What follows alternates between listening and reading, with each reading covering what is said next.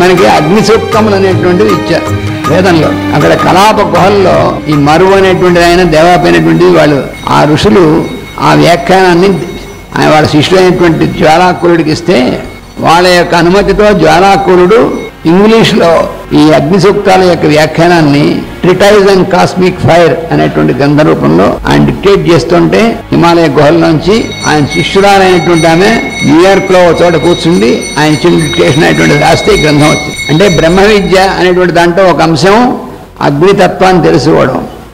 ఆ అగ్నితత్వం అనేటువంటిది ఆయన ఏం చెప్పాడంటే రాబోయేటువంటి శతాబ్దాల్లో అంటే 21వ శతాబ్దం చివరిలోనూ తర్వాత శతాబ్దంలో ఫిజిక్స్ అనేటువంటి దానికి శాస్త్రానికి ఇదే టెక్స్ట్ బుక్ అవుతుందని చెప్పారు. అందుకనే వేదంలో ఋగ్వేదంలో మొట్టమొదటి సూక్తం అగ్ని సూక్తం. ఆ మొట్టమొదటి సూక్తం ప్రారంభం కూడా అగ్నిమీడే పురోహితం అని అనేటువంటి దాంతో మొదలైంది.